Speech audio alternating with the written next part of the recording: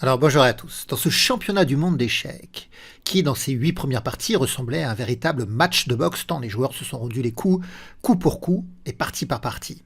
Pour l'instant, le russe Yan Nepomniachtchi mène avec une victoire de plus sur le chinois Ding Liren. Donc on a vu 8 parties sur 14. Et là aujourd'hui, 2 parties pour le prélude. On va voir la 9e partie et la 10e partie. Alors pour cette 9e partie, le russe Nepomniachtchi a les blancs et il ouvre avec le pion roi. E4, E5, cavalier F3, on attaque le pion central, cavalier C6, on défend, fou B5, la partie espagnole. On met en tension le cavalier et on lorgne sur le pion E5. Les noirs jouent cavalier F6, contre-attaque sur le pion E4, les blancs décident de défendre par D3. Et les noirs jouent fou C5.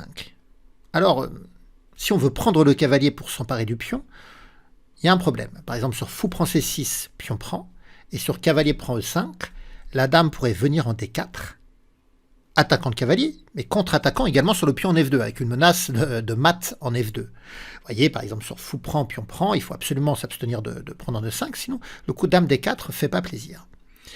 Donc, dans cette position, Nepomniachtchi joue C3. Il subtilise la case D4 pour empêcher la contre-attaque. Et les noirs font petit roc. Donc les noirs laissent planer toujours ce possible échange maintenant. Mais Nepomniachtchi refuse, il va faire petit roc, parce que si on prend, cette fois-ci, c'est pas le pion D qui reprend, c'est le pion B. Et après cavalier prend E5, oui, c'est vrai, les blancs gagnent un pion, mais il va y avoir une contre-attaque. Une contre-attaque à la fois centrale et sur les cases blanches. Centrale parce que le roi traîne au centre, il n'a pas encore roqué, et sur les cases blanches, parce que les blancs viennent de se séparer de leur fou de case blanche pour gagner le pion en E5, alors que les noirs ont encore le leur. Et comment contre-attaquer au centre sur les cases blanches? C'est par la poussée des 5. Avec la volonté d'ouvrir la colonne E, de frapper en E4, et puis si on arrive à prendre en E4 et qu'on fait disparaître le pion D3, il faudra aussi songer sur des coups comme fou A6 qui contre la diagonale, ils peuvent empêcher le petit roc, la mise du roi blanc dans son abressure. Et on ne redoute pas cavalier prend C6, parce qu'on pourrait se dire, les blancs, ils ont gagné un pion, ils peuvent continuer l'aventure. Mais après cavalier prend C6, finalement, le cavalier est trop pas aventureux ici. Et la dame pourrait venir en E8, attaquer le cavalier et créer un vis-à-vis dame-roi, tripler les pressions sur le pion E4, et ça va mal se passer pour les blancs. Donc, dans cette position, Nepomniachtchi préfère roquer. Et là, Ding Liren, eh bien, il ne va pas avoir une attitude défensive, il ne va pas avoir une posture défensive pour le pion de 5, il va continuer à frapper. Il joue D5, il attaque le centre. Alors Nepomniachtchi, lui, il défend, cavalier D2, prise en E4, et A5. Le pion A5, ça va lutter contre la poussée B4, par exemple. Ça va contester la prise d'espace à l'aile dame. Les blancs vont stabiliser d'ailleurs, ils vont jouer A4. Dame E7, Dame C2. On pourrait aussi songer à Dame E2, avec l'idée de défendre 4, de pouvoir libérer le cavalier D2 de la défense du pion en E4. Mais Nepomniachtchi souhaite avoir un possible retrait pour le fou, en E2 ou en F1. Donc il ne va pas obstruer cette diagonale en mettant la dame en E2, il préfère mettre la dame en C2. Il niche la dame en C2. Et là, un coup difficile. Coup difficile, pas par le calcul, mais un coup difficile à imaginer parce que on vous conseille souvent de vous développer et de ne pas jouer plusieurs fois la même pièce, de chercher les coups de développement. Et là, Ding Liren, il joue cavalier B8. Non seulement il ne se développe pas, mais il se sous-développe puisqu'il retourne à la maison. Eh oui, mais ça, c'est des coups avec une compréhension plus avancée. Il faut comprendre que le cavalier en C6, que fait-il? Il protège E5, ça c'est vrai, il y a une pression, mais la dame aussi protège E5. Mais sinon, il fait quoi? Il ne peut pas aller en B4, il ne peut pas aller en D4, puis la protection du pion en E5, à tout moment, il pourrait être échangé. Il y a une pression qui plane sur lui, sur ses épaules. Alors par ce retrait en B8, en fait, Ding Liren, il va chercher à reconfigurer sa position. Il libère le pion C pour pouvoir jouer C6, repousser le fou, pouvoir mettre la dame en C7, comme les blancs ont mis la dame en C2, mettre la dame en C7 pour protéger le pion E5. D'ailleurs, après C6, la structure de pion sera la même. Quant au cavalier, il va chercher à venir prendre la place du fou, par cavalier A6 et cavalier C5 pour venir doubler les pressions sur E4. Donc on va chercher à jouer C6, dame C7, la dame défendra le pion en C7, ça permettra de jouer cavalier A6, peut-être d'avoir un retrait du fou, et le cavalier pourra après être en C5. Bon, ce que je vous montre là, c'est assez théorique, on a besoin de le voir sur l'échiquier pour mieux visualiser, bien sûr. Alors les blancs ont joué tour E1, ça libère la case F1. Et d'ailleurs, il va l'exploiter avec le cavalier. Et parfois, défensivement, on peut aussi l'exploiter avec le fou. Parce que, je vous l'avais dit dans une autre vidéo, souvent on regarde quand une pièce se déplace, on va regarder ce qu'elle attaque ou ce qu'elle défend, mais pas forcément ce qu'elle libère. Et la case F1 est libérée. Les noirs ont joué tour D8. Bon, là, les deux joueurs intercalent un petit coup de pion.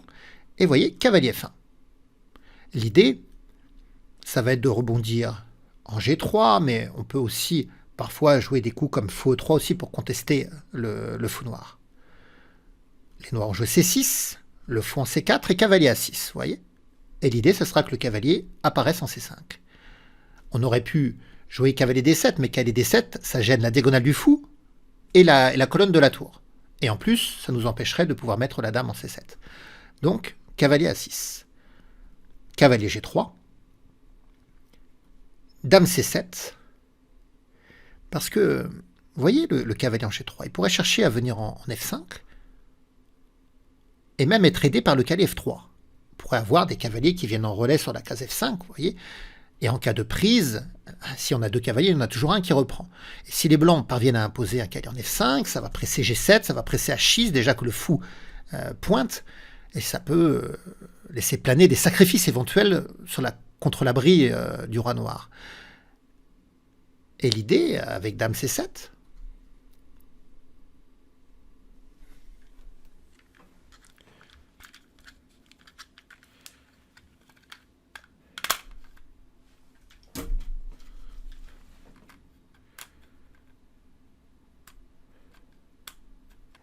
alors, l'idée avec dame C7, là j'ai un petit problème de souris en fait. La pile marche plus. Un petit instant. Ça y est, ma souris a eu son petit morceau de fromage et on peut continuer. Donc, j'étais en train de dire que les blancs pourraient chercher à investir la case F5 par cavalier H5 et essayer de rentrer sur cette case F5 avec les deux cavaliers, vous voyez, et mettre des pressions en G7 et en H6. Et le fait que la dame se soit décalée en C7 permet un retrait du fou qui pourrait venir en F8, solidifier les parois défensives du petit roc noir, et en même temps libérer la case C5 pour le cavalier. Et là, un coup que je n'ai pas compris. Nepomniachtchi recule le fou en A2. Je ne sais pas pourquoi il fait ça en fait. Alors il pourrait vouloir reculer le fou pour mettre la dame devant, pour mettre la dame en B3. Mais ok, ça attaque F7, mais la dame défend, je vois pas trop réellement la menace. Le retrait du fou peut être joué pour libérer la case C4, on en parlait, mais qui va exploiter la case C4? Je vois pas. Donc je sais pas pourquoi il recule le fou. Toujours est-il que ce retrait du fou en A2 va permettre au noir de jouer B5. Et là, c'est peut-être pour ça qu'il reculait en A2, Nepomniachtchi. C'est qu'il voulait peut-être provoquer la poussée B5. Je sais pas. En tout cas, là, il va jouer Dame 2. Il va se mettre à doubler les attaques contre le pion B5. Et en même temps, ce déplacement de la dame, ce pas de côté vers la droite, va permettre à la dame de rejoindre l'aile roi. Vous voyez, quand on avait l'idée de jouer cavalier H5, après, le cavalier H4, pardon, le cavalier venant en H4 va libérer la case F3. Toujours cette idée de libération de case. Et la dame pourra exploiter la case F3. Et quand la dame sera en F3, on pourra menacer des fous pour H6, parce qu'en cas de prise du pion, la dame pourra se venger sur le cavalier en F6. Vous voyez, essayer de déporter les deux cavaliers et la dame sur l'aile roi, et en plus se servir du fou ici sur la diagonale blanche. Alors, si les noirs prennent en E4, on peut aussi jouer fou C4, attaquer deux fois le cavalier, attaquer le pion A4. On ne va pas perdre un pion comme ça. Alors ici, Ding Liren, qu'est-ce qu'il a fait face à cette menace de prise en B5? Il a joué tour B8 pour défendre. Il était possible aussi d'ignorer finalement cette pression B5 et de rapatrier le fou en F8 pour consolider la défense. Parce qu'en réalité, c'est un pion un peu empoisonné, ce pion B5. Parce que si les blancs se font détourner ici de leur idée d'attaque sur le roi en allant prendre le pion en B5, il va y avoir ce coup cavalier C5, qui est très piégeur parce que, encore une fois, le cavalier libère la case A6. C'est vraiment une partie sur la libération de case. Et ça menace x6. Là, x6, on va se mettre à chercher les cases, en fait, pour la dame. Donc, vous voyez, ce coup cavalier C5, il y a double pression ici sur le pion en E4. On a x6 qui menace, la colonne B également s'ouvre. Il y a beaucoup de jeux, en réalité, pour les noirs, pour le pion. Donc, peut-être qu'on pouvait ramener le fou en F8 et laisser le pion. Mais Dingueren, il a joué tour B8. Il défend et en même temps, il va vouloir chercher à prendre et à ouvrir la colonne pour taper sur B2. Alors, cavalier H4 a été joué. Le fou revient en F8. Dame F3, ça menace donc fou prend H6, pion prend et dame prend cavalier. Et Dingueren, lui, continue son jeu à l'aile dame. Il fait prise en A4. Donc, fou prend H6. Et là, cavalier C5. Cavalier G6, le pion F7 est cloué sur la diagonale. Et l'idée de cavalier G6, c'est d'aller éliminer le fou de case noire qui est en défense, bien sûr. Mais le départ du fou en H6, donc ça a laissé le pion B2 traîner, donc les noirs prennent en B2. Les blancs se saisissent du fou de case noire. Alors là, il faut reprendre de la tour. On pourrait vouloir garder la tour sur la colonne, puisque le cavalier en C5, c'est pas simplement les pressions en A4, c'est également le contrôle de la case D3, et pour essayer de jouer sur cette case D3. Mais si on prend du roi, le pion G7 est cloué, et ça permettrait de faire dame prend cavalier, en fait. Donc c'est pour ça, dans la partie, c'est la tour qui a repris, même si elle est écartée du contrôle de la colonne. Le fou vient en G5, double attaque sur le cavalier qui se retire en attaquant le fou. Le fou vient en C1, et là la tour est revenue en B5. Bon, les analyses ont montré qu'on pouvait laisser la tour sur la deuxième rangée en jouant tour C2, mais ça, d'un point de vue humain, on n'a pas envie de faire ça, parce qu'on a peur de se faire piéger la tour par fou B1. En fait, ce qui était amusant, c'est qu'il pouvait y avoir le sacrifice de qualité suivi de la fourchette en B3, en fait, qui attaque les deux tours. Donc, tour C2, c'est un peu risqué comme coup, mais c'était peut-être quand même envisageable de laisser la tour comme ça sur la deuxième rangée et la pression sur C3. Mais tour B5 a été joué. Fou A3, on cloue, la tour se décale en E8. Fou C4, on attaque la tour, et regardez ce que joue Dingueren. Bon, là, le problème, c'est que si la tour bouge, il y a le cavalier qui reste en prise. Mais regardez ce que joue Dingueren. Il joue fou E6, et il laisse donc prendre sa tour. Ce que va pas faire Nepomniachtchi. Nepomniachtchi va prendre le fou. Alors pourquoi il ne prend pas la tour? Parce que finalement, ça regroupe les pions. C'est vrai que les noirs ont perdu la qualité, mais ils se retrouvent avec un trio de pions ici. Et on pourrait avoir du mal à gérer le jeu d'avance de ces pions avec les blancs. Donc il préfère ne pas laisser de contre-jeu aux noirs. Et Nepomniachtchi, il prend. Cavalier reprend. Cavalier F5. Ça menace quoi, cavalier F5? Ça menace la case D6, fou D6, vous voyez, avec l'attaque de la dame et du pion, parce que le cavalier contrôle. En même temps, le cavalier, bien sûr, il se porte en direction du roi noir. Il est proche du roi noir, mais il y a ce contrôle de la case D6, là. Donc les noirs interceptent par C5. Dame 2, la tour est attaquée. Tour B3. Dame C4. Dame C6. Oui, parce que Dame C4, ça attaque aussi le pion A4, donc Dame C6, ça défend. Fou C1, on double attaque sur A4. Cavalier F6. Dame prend A4. Alors là, il y a une liquidation du matériel. Dame prend, tour prend C3, on va tout liquider. Fou B2, on attaque sur la diagonale.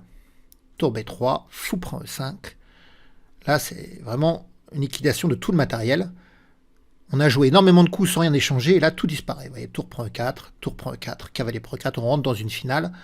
Tour A4, cavalier D4, ça attaque le fou, donc fou prend, pion prend, tour prend, G6, cavalier E3, et donc tout s'est liquidé, et on peut s'apercevoir que les blancs, ils ont un pion de plus dans cette finale. Alors si c'était une finale simplement de roi,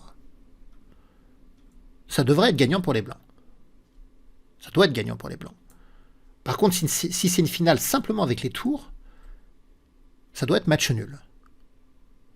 Et une finale simplement avec les cavaliers, certainement match nul, mais il faut la défendre encore. On peut perdre ce type de finale, c'est quand même assez risqué. Donc le pire pour les noirs, c'est la finale de roi. Et le mieux pour les noirs, ça serait la finale de tour. C'est clairement match nul. S'il y a un pion de plus sur une même aile en finale de tour, c'est clairement match nul puisqu'on arrive à la position de Philidor. Bon, il faut connaître cette position-là, mais on pourra la travailler. Roi G7 a été joué. Donc Nepomniachtchi, s'il veut gagner, il a intérêt à soit forcer l'échange de toutes les pièces et avoir la finale de roi contre roi, soit échanger les tours. Mais il faut garder les cavaliers. Tour B4. Cavalier G3. Alors si on prend, ça double les pions et les noirs se vengent sur le cavalier E3. Donc c'est pour ça que les blancs n'ont pas pris. Ils ont joué tour B7. Cavalier F5. Qui propose l'échange des cavaliers même si ça double les pions.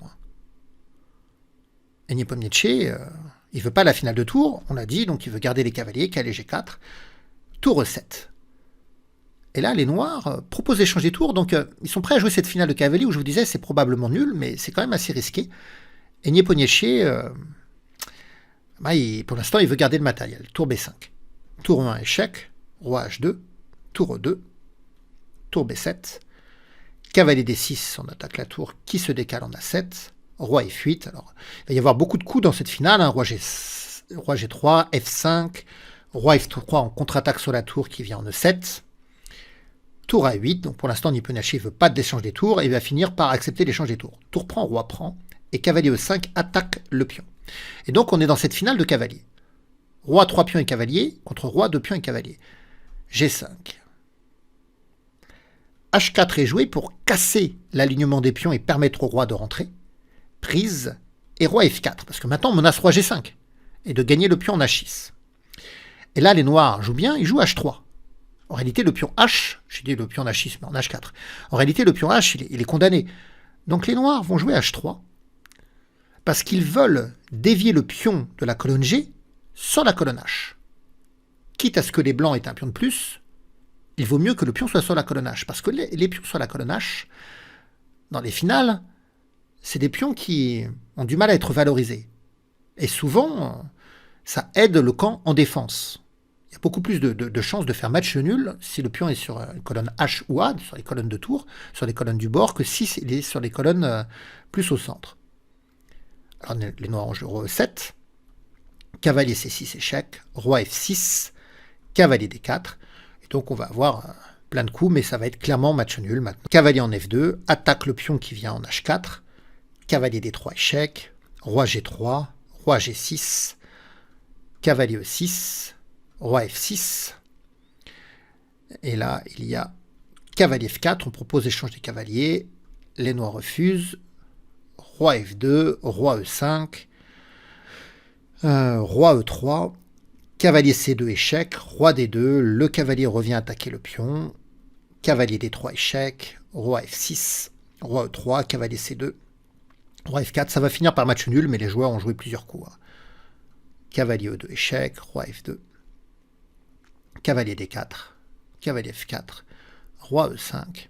On a le droit à quelques tours de manège, quelques tours gratuits de manège. Roi F6, roi G2, roi G7, roi F2, F4, roi G1, roi G6, roi G2, roi H6, cavalier C1, roi H5, on attaque le pion, on défend, cavalier D4, on attaque le pion, cavalier D3, on contre-attaque. Il y a les prises, prise sur échec, et là c'est match nul. Bon, le roi va bouger, et de toute façon le cavalier aura toutes les possibilités de s'échanger tôt ou tard contre le pion H. Donc ça sera match nul, on ne peut pas gagner cette position bien sûr avec les blancs. Alors comme je vous l'ai dit tout à l'heure, il va y avoir 2 parties dans cette vidéo. Pourquoi 2 parties? Tout simplement parce que j'ai eu du retard pour publier la vidéo de la partie 9. Donc je vais grouper partie 9 et partie 10. J'étais pas dans les temps, mais d'un autre côté, je suis pas un canard. Alors, les blancs jouent C4. Cette fois-ci, c'est Ding Liren qui a les blancs. Tout à l'heure, Nieponietche, il avait joué E4 et on avait eu le droit à une partie espagnole. Là, c'est C4, l'ouverture anglaise. Dingliren en avait déjà joué une, ouverture anglaise dans ce match. Cavalier F6, cavalier C3, E5, cavalier F3, cavalier C6 et là E4. Et cette poussée E4 n'est pas anodine, elle est même critique, puisqu'elle creuse le trou de la case D4. Aucun des deux pions, que ce soit C4 ou E4, n'ont la possibilité de reculer pour contrôler cette case maintenant. Cette case tombe dans l'escarcelle des noirs avec le pion, le cavalier, et c'est pour ça que Nieponietche, il y dirige même le fou. Vous voyez ce triple contrôle de la case D4, un trou central. Alors pourquoi Dingliren accepte ce trou central ici? Tout simplement parce qu'il y a une petite astuce tactique pour reconfigurer la structure de pion du centre. Il va y avoir cavalier prend E5, avec l'idée que lorsque le cavalier reprend, on joue D4, la fourchette, pour récupérer la pièce. Et c'est ce qui se passe dans la partie cavalier prend, et D4. Alors, les noirs vont devoir rendre la pièce acquise dans l'ouverture, mais à eux de rendre cette pièce dans les meilleures conditions possibles. Enfin, dans des conditions qui leur soient favorables. Et ils vont jouer fou B4. Comme ça, les blancs, pour récupérer leur pièce, ils doivent prendre le cavalier ici, et le cavalier noir prend E4, avec cette double attaque du cavalier C3 qui est clouée. Dame F3, cavalier prend, pion prend, et fou C5. Alors dans cette position, la structure de pion des blancs est endommagée à l'aile dame. On voit un pion isolé, des pions doublés isolés ici. Mais le pion E5 a pris l'espace au centre. Il est désagréable ce pion. Avec des fous qui pourraient avoir des diagonales, une dame qui a réussi à passer à l'aile roi. Donc ça peut créer des menaces contre le roi noir. D'ailleurs, c'est au blanc de jouer. Et regardez, il décale la dame en G3, ils attaquent G7. Et c'est délicat de faire petit roc, parce que du coup, le fou C1 plonge en H6 avec la menace dame pro G7 mat. Et si le pion avance, ça perd la qualité. Donc, ce coup dame G3, comment le gérer? Et si on joue G6, on perd le contrôle des cases noires. Et le fou va pouvoir plonger sur les cases noires, sur les diagonales noires affaiblies de l'aile roi. Alors les noirs vont défendre G7 avec le roi. Ils vont jouer roi F8. Évidemment, comme on ne fait pas petit roc, la tour H8 va avoir du mal à jouer, quoique on peut la faire jouer avec l'avance du pion H. On a vu dans les différentes parties de ce championnat du monde l'utilisation du pion H, offensivement. Alors c'était plutôt les blancs qui l'utilisaient, mais là ça peut être les noirs. Les noirs peuvent très bien envoyer le pion H avec la tour derrière, donc la tour qui propulse le pion H, et le pion H qui avance, qui repousse la dame, et peut-être qu'il parviendra en H3 pour taper la couverture de pion du roi s'il fait petit roc, parce qu'il ne va pas faire grand roc, le roi ici. Il n'a pas d'abri sur grand roc, donc le roi blanc va certainement faire petit roc. Donc on peut avoir cette idée d'avance du pion H. Alors, les blancs jouent fou E2, D6, libère le fou C8. Alors les blancs ne prennent pas parce que ça va aider le développement des noirs. Certainement le fou peut reprendre. Alors les blancs, ils acceptent l'échange en E5, mais à leurs conditions. Ils jouent fou F4. Parce que si c'est les noirs qui prennent, les blancs reprennent avec cette menace en G7 et cette double attaque sur le pion C7. Donc ça serait à leurs conditions. Des conditions très favorables que les noirs ne peuvent pas accepter. Alors, les noirs auraient pu jouer H5. Mais ils ont préféré jouer Dame 7 d'abord. Peut-être que Dame 7 est joué pour lutter contre petit roc. Parce que sur petit roc, on pourrait prendre, et sur fou prend F6. Vous voyez, il y a un problème sur le fou en E2 derrière. Mais sur Dame 7, les blancs, ils n'ont pas fait petit roc. Ils ont joué tour D1, ils pressent D6. Et les noirs, maintenant, jouent H5. Petit roc et H4. Donc la dame se décale en D3. Et là, regardez, G5. G5. Oui, le roi noir, il n'aura pas d'abri. Mais le pion G et le pion H sont envoyés pour démolir l'abri du roi blanc. En quelque sorte, les noirs catapultent les propres pierres de leur château, le pion G et le pion H, pour aller démolir la structure de pion du roi blanc. Et puis on a la paire de fous. On a la tour qui va aider ces pions. Donc là, en plus, si on commence à reculer le fou, la dame noire peut prendre le pion en E5. Donc là, les blancs prennent en D6. Mais cette prise en D6, ça va liquider les pièces. C'est prend, fou prend, dame prend, et on va se retrouver... Dame prend, tour prend, et on va se retrouver dans une finale. Une finale où, encore une fois, les blancs ont un pion de plus. Mais le pion des blancs n'est pas très qualitatif. Ce sont des pions doublés. Alors là, les blancs, ils ont joué F4. Ils veulent ouvrir la colonne F pour créer un vis-à-vis et menacer tour prend fou. Si le pion F4 n'est pas là, le pion F7 serait cloué. Alors les noirs jouent roi E7, tour D4, pion prend, tour prend, H3, G4. Et le pion H peut être une cible. On peut essayer d'aller mettre la pression sur ce pion H. Tour C8. Et là, il y a la pression sur C4. Pas simplement la pression sur C4 d'ailleurs. Le contrôle de la case C5. Qui permet aussi d'utiliser la cinquième rangée pour aller mettre la pression sur le pion A2. Oui, les blancs ont un pion de plus, mais la structure de pion est endommagée. Roi F2. Tour C5, voilà, on bloque sur case noire contre le fou de case blanche, c'est ce qu'il faut faire. Finalement, dans cette lutte de fous de même couleur, le fou est à l'attaque, alors que le fou blanc est à la défense. D'ailleurs, là, ça défend. Les pièces blanches sont plutôt en défense. A4 a été joué, tour A5, on attaque encore, fou D1, et B6. Roi G3, tour H6, tour E4. Alors tour E4, ça vient clouer le fou. Et les blancs ont une idée, c'est de jouer tour D5, profiter du clouage du fou. Avec l'idée que si la tour noire prend, on reprendra du pion en attaquant le fou. Donc si on joue tour D5, les noirs ne pourront pas prendre. Mais nous, avec les blancs, on menacera de prendre pour dévier le pion et libérer et avoir un pion passé. Ça veut dire que sur tour D5, certainement, les noirs devront reculer en A6. Mais on pourra jouer C5 et débloquer la situation des pions doublés.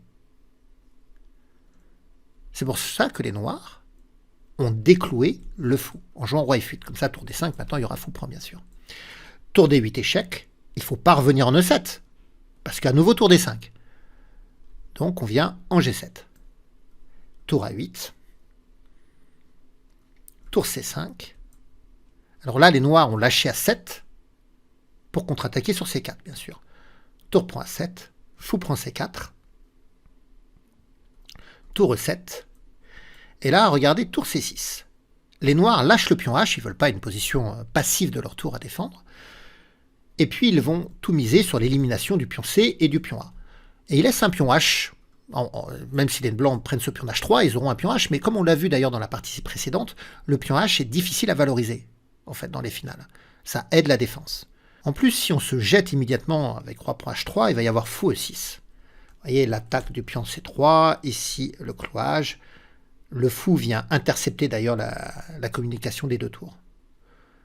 Donc, dans la position, c'est tour E5 qui a été joué.